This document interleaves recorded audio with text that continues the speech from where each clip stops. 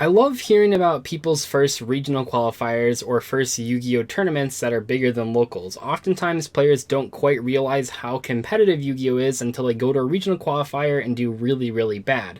The first regional qualifier that I went to, I was in elementary school. I don't remember exactly which year it was, but the main combo in my deck was pretty hilarious when I think back to it because, back in the day, I wasn't actually good at building decks at all. Not that I'm fantastic at it now, but I just kind of had whatever cards I had lying around. I didn't have like a big budget. I rarely bought cards. I mostly just traded for commons and rares. So the decks that I came up with weren't very good. I mean, even for old school Yu-Gi-Oh! But I remember going to my first regional qualifier with this broken combo that I thought of. And here's what it was. First turn, you summon Giant Rat, and then you end your turn. Then your opponent attacks the Giant Rat, and then you summon Castlegate from your deck in attack position. And that's it. That's the whole combo. The whole combo that I thought was good enough to take to a regional qualifier and play 3 copies of both those cards was normal summoning Giant Rat, so my opponent would attack it and I could summon Castlegate from my deck. Castlegate is basically just a worse version of Cannon Soldier, but I thought it was interesting enough that I could summon a tribute monster off of Giant Rat,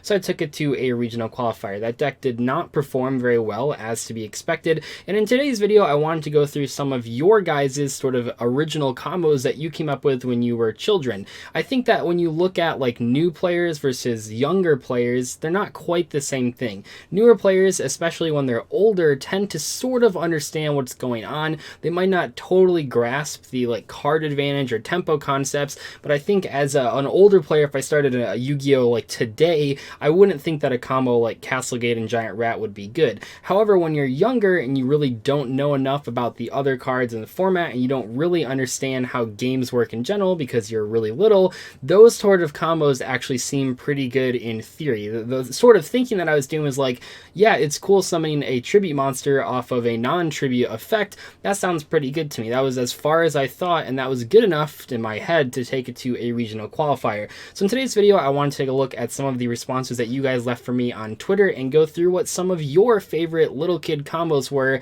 back when you first started playing Yu-Gi-Oh! Farfa says Castle Walls plus Aquamador was unoutable. What's funny about this one is that Aquamador already has like a decent amount of defense. I guess if you activate Castle Walls, doesn't that give it like 500? So that like prevents Summon Skull from running it over? I remember it seemed like every single school in my like area, everyone had like that one player that just played a defense mode deck. Did any of you guys have that? And I'm not talking about like the rock structure deck. We're talking about just like 2,000 defense monsters like Mystical Elf and Giant Soldier of Stone and Aquamador, and I remember thinking that was like unbeatable. Like I just couldn't deal with that many monsters with that big of stats, but in hindsight I probably should have just played like Dark Hole and Regeki and more cards like that. I used to think Jar of Greed was better than Pot because you could draw Battle Fader on your opponent's turn. Were you wrong though? I mean, yeah, but that's still pretty funny. I can kind of see the logic there. A lot of people think that Jar of Greed is good because you can chain it to opposing Twin Twisters or MST. That's actually a very common comment that I got on the Why Nobody Plays Jar of Greed video is, oh, you can just set that card as a bluff. That's pretty cool, right? Even cards like Waking the Dragon struggle to see competitive play even in trap-based decks that people are siding Twin Twisters against. It's just really hard playing cards only for bluffs. It's cool when you have cards like Artifact Sanctum that have a good effect but also can be bluffed. If your opponent like MST's Artifact Sanctum, then you get the Sanctum effect and you get the special summon. Really, really good. But the idea of playing like a trap card, a worse version of Pot of Greed, just so you can like draw Battle Fader on your opponent's turn, kind of like the anime character, an anime character would do, is pretty funny to me. Letting my opponent destroy Mass Dragon to summon Arm Dragon level 3, then getting a free level 5 in my next standby phase.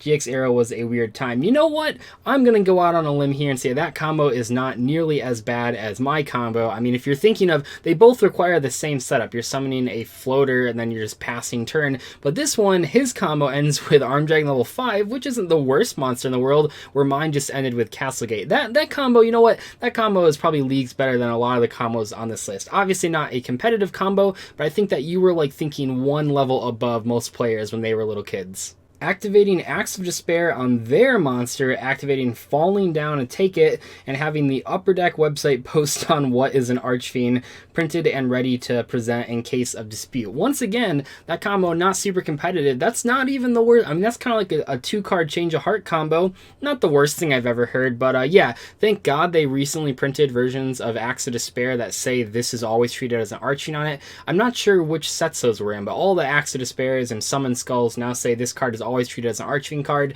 Just another situation where OCG translations and the TCG changes to them kind of get lost along the way, because those cards should be treated as Archfiends, because Archfiend, I believe in the OCG, isn't Archfiend, it's something else. It's Demon, right? I'm not entirely sure, but somewhere along the line that kind of got lost in translation, and now we have to go back and retrospectively like actually fix these things, so that Acts of Despair and Summon Skull are now suddenly Archfiends despite not saying it in the name. A hero emerges, plus only card in hand being Blue Eyes White Dragon. You know, I thought Hero Emerges was like one of the best cards in the game for a long time when I was in elementary school and middle school, mostly because I didn't understand how attack replays happened. Hero Emerges seems a lot better when I thought that people like had to attack the monster that I summoned, but now that I know that when your opponent summons a new monster or any monsters leave or enter the field, you get to redeclare the attack or cancel the attack, the card seems a lot worse. But yeah, that card was super popular, and I'm pretty sure that it was in every single like elementary school player's deck, at least when I was growing up, just because it was a common card in a lot of structured decks that was a very cheap way to summon big monsters. Summon Cybernetic Magician, reduce something to 2000 attack, beat over it. Once again, I mentioned earlier, like my friends used to play like defense mode decks, and he actually had multiple copies of Cybernetic Magician, one of the deadliest cards in that elementary school metagame, because that card's pretty versatile, right? I mean, changing things to 2000 attack, you can boost your own monsters, you can reduce your opponent's monsters. Once again, I don't think that combo is like necessarily like terrible. I would even say that like a card like Cybernetic Magician in a lot of metagames might actually be better than Summon Skull, at least if we're talking from the sheer versatility of it. Obviously, Summon Skull has 100 more attack, but if we're just thinking of like all the different things you can do with Cybernetic Magician, especially in just like elementary school metagames where there aren't a lot of like battle traps or removal, seems pretty good in comparison to a 2500 vanilla monster. Once again, not the worst combo I've seen. I thought Maneater Bug flipping and popping a card, then tributing for Noble Maneater Bug face down was the shit. That seems like a pretty broken combo to my... No, that's pretty funny, though. I think the idea that they printed not only Maneater Bug and no Maneater Bug, but like Hane and then Hane, or whatever the upgraded version of that is. Like, man, Konami was like really out of ideas back then, and that was like only the first couple sets. It's crazy to think about that people complain about Konami running out of ideas in like 2019, but I mean, way back in the day, they were just printing like the same card over and over and over again. You guys remember there's all those old cards where you have like number 1 and number 2, and they have like sometimes even the same exact stats. Konami just was not really full of new ideas, especially considering many of those older cards are normal monsters, so all they had to come up with was like stats and a name, and they still couldn't be bothered to come up with unique names. You just often went with number 2 or number 3 of something. Really crazy thinking about how different Yu-Gi-Oh cards were back then, in terms of not many of them were that unique from each other. Using Call of the Mummy to summon Vampire Lord and banishing it to summon Vampire Genesis because no one could deal with it. I always set them on top as a kid. I think that I picked this one because I really like that last line. I don't know if you guys did this when you were in elementary school. I can't remember if I did. I'm pretty sure I shuffled the decks. I remember having like there was like at school there was a card shuffler for like a normal deck of cards. I think I used to at least put my deck in there and I would shuffle it. But it is funny to think about. A lot of kids just don't shuffle their deck when they're first playing the game because they don't really see the point. You know, you get done after recess and you just kind of put it in your deck box and you forget about it until like the next day. So a lot of people just don't shuffle their deck, which makes a lot of like strategies and combos like that. It's like, wow, my friend seems to open that every single game. Maybe it's because they're stacking the deck. But I think a lot of people have done that, but I thought it was kind of funny that this person was just like, yeah, I opened that combo a lot because I just stacked them on top of my deck. But I don't think you're alone in that. I think a lot of people did that when they were little kids. I like this one a lot because it says using Creature Swap and Amoeba, which is, I mean, that's a funny combo just in and of itself. But then it says those two cards had no connection to the other cards in the deck. And hilariously, I mean, I also built decks like that where like you have a 2-card combo, even if you have like 3 cards of them, kind of like I mentioned in the beginning with like Castlegate and Giant Rat. Although Giant Rat probably had a couple other targets. The Castlegate isn't really used for anything other than that one combo. And it's like, I feel like when they're just starting out with the game and they're just like really young and stuff, they build these decks that have have all these sort of 2-card combos, but without any way to search any of the pieces, and like the whole deck is just random 2-card combos that don't go together other than that specific combo. And I think it really just goes to show that's like an issue with some players even nowadays, just like casual players or players that are trying to get in competitive. They're not really thinking of combinations of cards when you don't have the exact perfect match. They're just thinking of the perfect match scenarios, which is actually something I've talked about quite a bit. So it's pretty interesting that a problem that you noticed when you were a little kid as far as deck building went, or something funny that you can think back to, is also something that definitely hurts players that are trying to build competitive decks and don't see why their combos aren't actually working. Regeki Break, discard Grapha. I didn't know what cost was.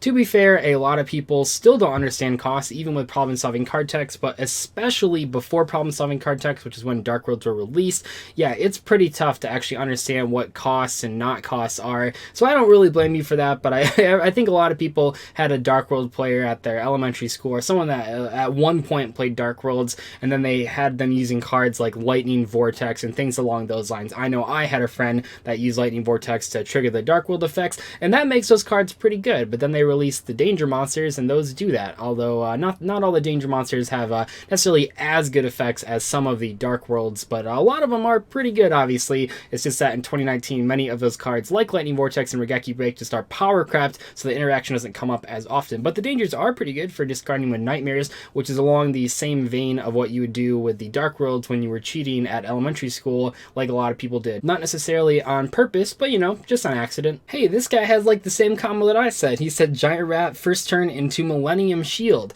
Just kind of the same thing as Castle Gate, where you're pulling out a 0 attack monster with a lot of defense. See, people just like summoning tribute monsters without tributing. I mean, nowadays we don't think of that too often because tributes like rarely happen ever, but at least back in the day, I mean, when you're thinking of like elementary school, a lot of people were playing tribute monsters in their deck, so the idea of summoning tribute monsters without tributing seems pretty appealing, and it seems like Giant Rat was the way to do that. Alright, and for the last comment of this video, I used to play 2 interdimensional matter transporters to chain to Chaos Emperor Dragon's effect to save them. Wow, that guy really wants to protect his Chaos Emperor Dragon. But anyway though, that's pretty much going to wrap up today's video. Hope you guys enjoyed this discussion, and I didn't want this to be like laughing at these people. That's why I shared my own dumb combo at the very beginning. And honestly, looking through this, a lot of these combos weren't that bad. I mean, there's certainly worse and bad ones in there, just as bad as me summoning Castlegate, but not all of them were. I mean, a lot of them actually had some good theory behind them, so I guess that's pretty cool to look at. If you didn't get a chance to add your own comment to that particular tweet, feel free to put your own like nostalgic, for fun, younger version of you, the Yu-Gi-Oh combos that you thought were good, in this comment section. Well, I'll be taking a look at those. Maybe we'll do a sequel to this video. I'm not quite sure on that. We'll see how good this video does, but I'll see you guys later. Thank you so much for watching today's video. Goodbye.